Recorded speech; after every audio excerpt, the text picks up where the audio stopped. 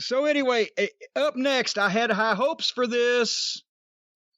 The TV title, Scorpio Sky, the challenger, somebody we actually know, not the fucking outlaw mud show goof of the week like Horror House or fucking whoever else Cody's been trying to drag a match out of. Scorpio Sky, great athlete, known talent, against Cody for the TV title. Cody comes out with Arn Anderson, Brandy's action figure, Allie, formerly Bunny, formerly the butcher, the baker, and the candlestick maker's manager, plus QT Marshall and Dustin, his brother.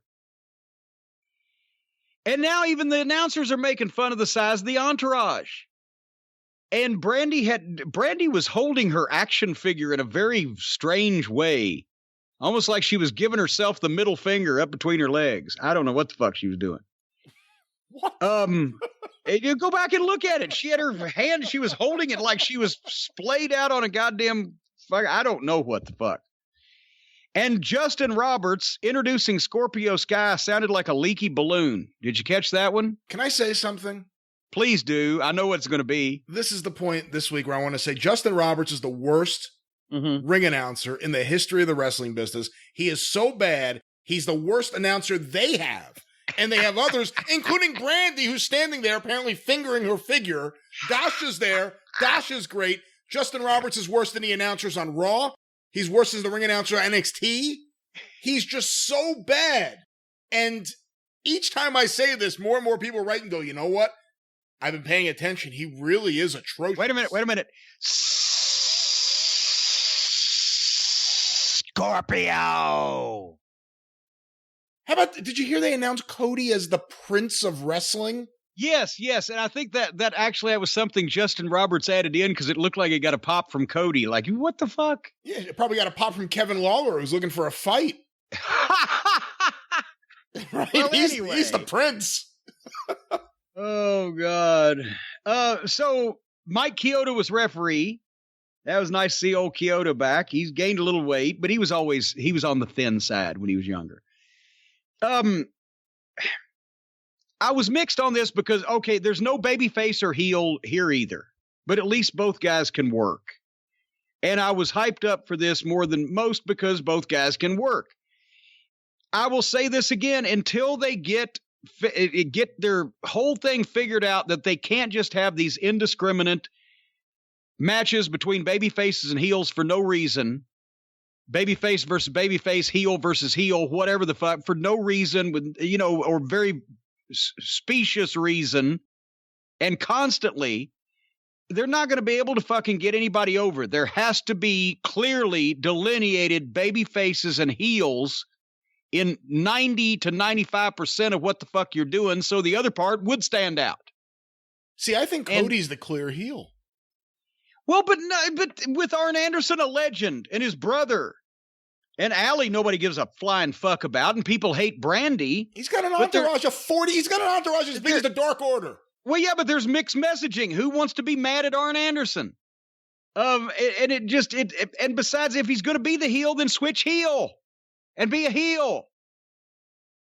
Don't be wishy-washy. The only thing worse than a guy who's not a heel or not a babyface is a shade of gray. Because a shade of gray in the middle is another term for bleh. So anyway, the first 45 seconds here would better work than in the first 45 minutes of this program because they can go. And then they took a big double bump over the top and broke out in a fight and went to the break. And they come back, and then Scorpio was working as a fucking heel. And honestly, that slowed it down.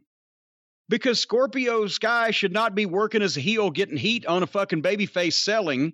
He should be the goddamn babyface selling and fighting back from underneath against a vicious heel, because then everybody's in their right place and we can get over. But until, as I said, they get their babyface and heel straightened out, they're going to have all these issues with most of their matches not meaning anything. Scorpio Sky gave Cody the cutter on the ramp. Flying fucking over the top rope, diamond cutter on the fucking hard ramp, and then they got back in and continued the match. That couldn't have happened right near or at the finish. And then I got to be honest, as bad as I wanted to praise this, you know what sent it in the shitter for me? And I couldn't nip up out of it because Cody should know better. They did the superplex spot. And I see experienced wrestlers doing this because somehow they think it's a cool fucking counter or whatever. It's the stupidest goddamn thing that I've ever seen in my life. Cody superplexes a guy not off the second rope, but off the top rope. And as soon as they land, Scorpio Sky hooks Cody's legs that have fucking, you know what I'm saying. Guy gives a suplex, his legs, when they land, his legs are up in the air. And the guy that just took the suplex uses his legs to hook Cody's legs. 1-2, kick out. And then both of them, go back and watch, immediately within 5 seconds, jump up to their feet and are active, picking each other up and dropping behind each other, with neither one selling. The fall, the superplex off the top rope. If you give a guy a superplex off the top rope, and when he lands, he's able to instantly trap your legs, you're a fucking cunt. You're a weak cunt. You're a pussy. You can beat nobody. You pick up garbage. You sleep in the streets. And meanwhile, if you've given the guy this superplex and he's taken it and both of you jump to your feet and begin picking each other up 5 seconds afterwards, fuck. Now Cody's lost me. So then Cody hits his crossroads, gets a 2 count. Then immediately Scorpio Sky hits a false finish, gets a 2 count. And then Cody slips out of a cutter and hits another crossroads 1, 2, 3. Are you out of your fucking mind?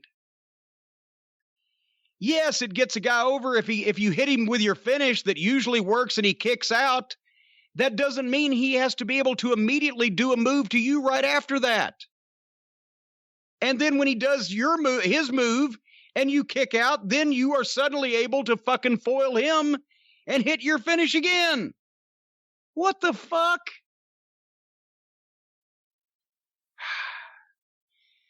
To make it worse, boring Brody Lee comes on the screen reciting a promo that he had fucking memorized, and this time he's trying to have some personality, so he yells. He's the only person in wrestling I've ever heard that can yell and still not mean it and be boring. He's yelling in a monotone. And he's yelling at Cody about next Saturday. And then they're gone. Tell me what you thought. I thought it was disappointing. I had high hopes for this.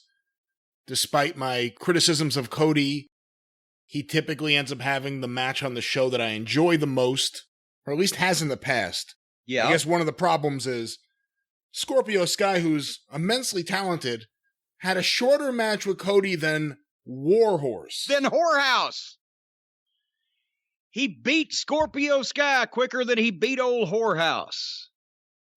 And somebody said, well, I see why they gave fucking Warhorse a spot, because he's got I guess the guy has a bunch of followers on social media.